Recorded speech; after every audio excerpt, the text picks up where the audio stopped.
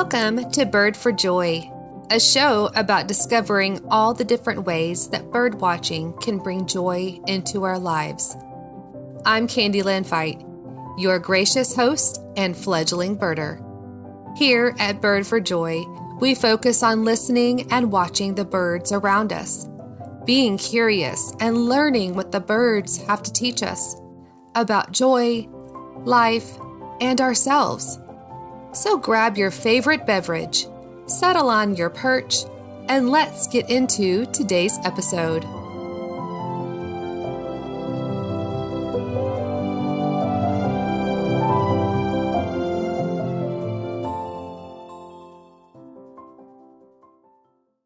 Welcome to the first official episode of Bird for Joy. Out of the many different topics I wanted this first episode to cover, I thought it might help listeners if I shared the reason behind the Bird for Joy podcast. It'll be a good prelude to the story of my first Birding for Joy adventure. I began birding daily this past spring for enjoyment. The newfound bird watching activity was an exciting addition to my life. And at first, it brought me lots of joy. But I quickly realized that birding also elicited a few unpleasant behaviors from me. I found myself scouring the internet searching for hot spots in my area. I started twitching before I even knew there was such a thing. I became slightly obsessed with keeping lists and ticking off each species I spotted. And my inattentive ADHD brain was all over the map. Not to mention, I began bird-splaining my newly acquired knowledge to everyone. Yes, even to those who don't give a hoot about birding. And then one morning, as I sat on my back porch watching the birds at the feeders, I realized the need to chase the next bird on my list was literally drowning out the joy. As I sat there watching the birds, really watching them, it occurred to me that I didn't need to race to another hot spot I'd heard about. I could sit in my own backyard and enjoy the birds right in front of me. I turned on my Merlin ID app that morning, and it recorded 23 species of birds. I had my own hotspot here at the house. The immense joy of watching the tufted titmouse, Carolina chickadee, and northern cardinals at my feeders with their adorable behaviors and gorgeous birdsong makes my heart sing. Witnessing the quirky Carolina wren building their nests in the oddest places like an old watering can or a potted plant brings a smile to my face. And the silly mockingbird showing off his flight display at the top of an oak tree, singing every birdsong he knows, fills my soul. And so, Bird for Joy became my motto and a daily activity.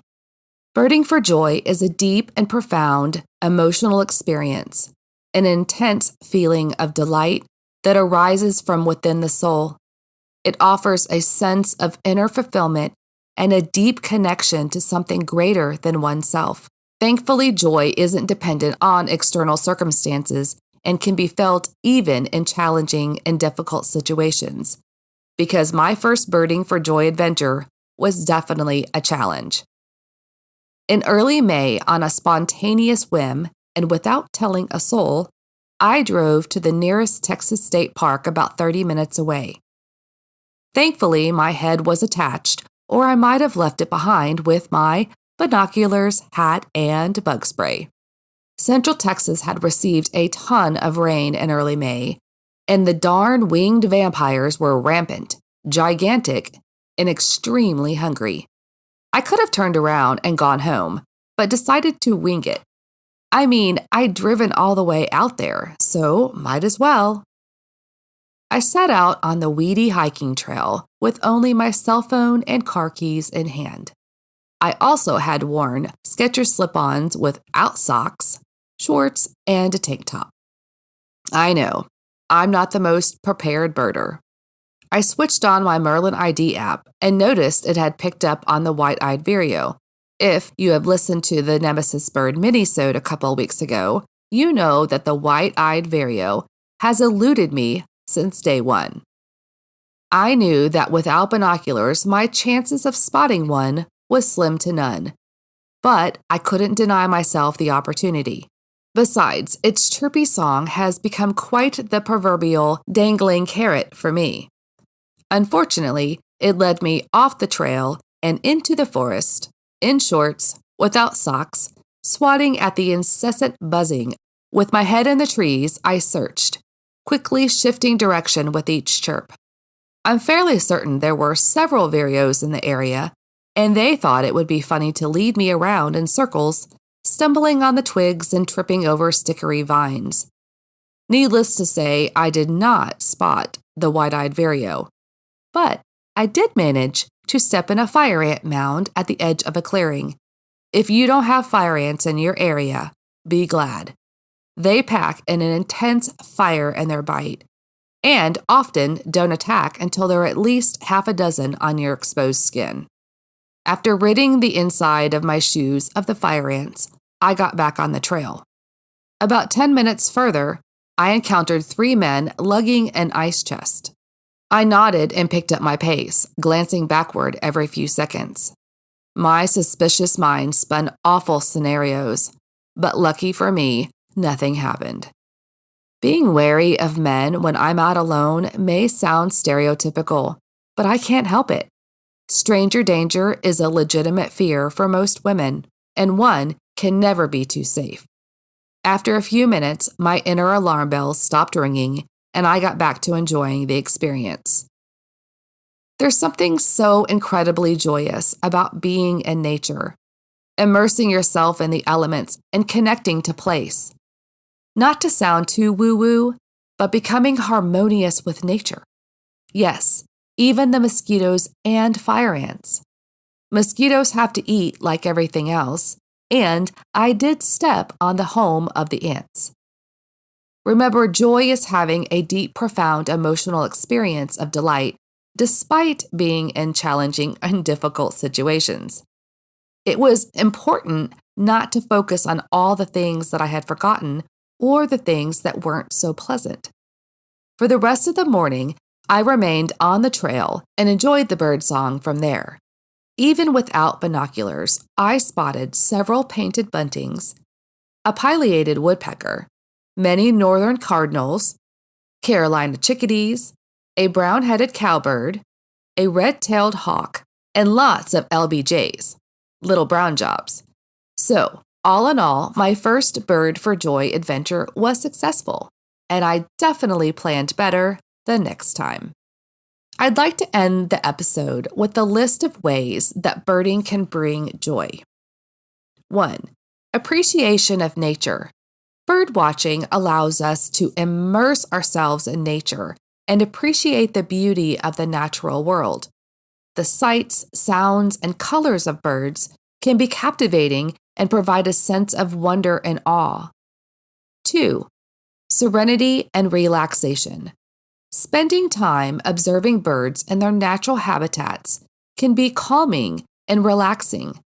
It offers a chance to escape the hustle and bustle of everyday life, find solace in nature, and experience a peaceful state of mind. 3. Sense of discovery. Birding often involves exploration and discovery. Spotting a new bird species or observing unique behaviors can create a sense of excitement and accomplishment. It's like solving a puzzle or uncovering a hidden treasure. 4. Learning opportunities. Birding is a continuous learning process. It provides opportunities to expand your knowledge about different bird species, their habitats, behaviors, migration patterns, and more. This process of learning can be intellectually stimulating and rewarding. 5. Connection with wildlife. Observing birds up close and personal can foster a deep sense of connection with the natural world. It reminds us that we are a part of a larger ecosystem and helps to develop empathy and appreciation for all living creatures. 6. Health benefits. Birdwatching often involves spending time outside, which can have numerous health benefits. It encourages physical activity, exposes you to fresh air and sunlight, and promotes overall well-being. It can also serve as a form of mindfulness, allowing you to be present in the moment, reducing stress. Number 7, social engagement.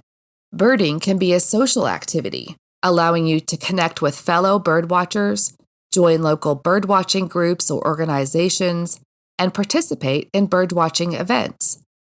Sharing your passion with others who have a similar interest can be fulfilling and create lasting friendships. Photography and artistic expression.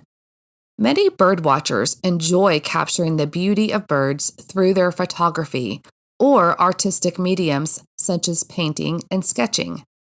This allows for creative expression and the opportunity to showcase the unique characteristics of birds. Number 9, conservation advocacy. Birding often goes hand in hand with conservation efforts. By observing birds and understanding their habitats, birdwatchers can become advocates for protecting and preserving natural environments. This sense of purpose and contribution to a larger cause can bring about great joy and fulfillment. And last but not least, unexpected surprises. Birdwatching can often lead to unexpected surprises and encounters with other wildlife. While searching for birds, you may come across fascinating creatures like mammals, reptiles, or insects, enhancing your overall nature watching experience.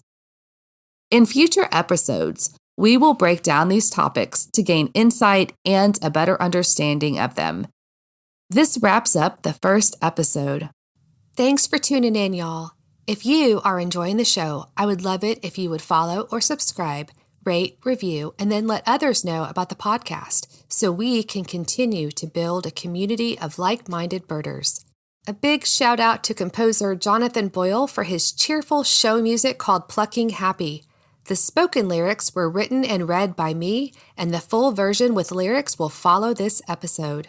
Until next time, stay chirpy, my friends, and get outside, feel the sun upon your face and the wind in your hair, and bird for joy's sake. Bird for joy's sake, when you're needing more, a new beginning, feeling lost, alone, or blue, go into nature. Stroll to the melodious tunes of birdsong. Let it refresh your soul, fill your heart, lift your spirits. Yes, bird, for joy's sake. Witness the winged wonders, flitting, fluttering, playing hide and tweet. Is there anything else so sweet? I think not. We'll save for the chitter-chatter of my own nestlings as they filled my early days. But sigh no more, for they have long left the nest, and I now strive to find myself once again, discovering new things that I do best.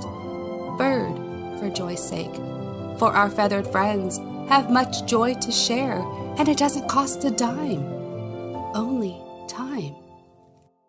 And I don't know about you, but I am willing to give, to have a chance to live out my days, filled with curiosity, hope, and wonder, learning patience, the art of slowing down and being fully present, living in the moment, something I have long strived to achieve. Bird, for joy's sake, and keep looking up. Let their constant cheer infect you, their tenacity provide you with lessons of never giving up and looking on the brighter side of life. Prepare for entertainment with their quirky, chirpy silliness. Oh my, so much cuteness, happiness, and whimsy. You can't help but smile. And suddenly you'll discover worries cease, frustrations fade, chaos calms, and troubles melt away like snow in the spring. You will find yourself looking up and forward into the horizon, surrounded by song, hope, and happiness perched in your heart, feeling renewed and fulfilled. Go out into nature, take a stroll, let the avifauna rejuvenate your soul, and bird, for joy's sake.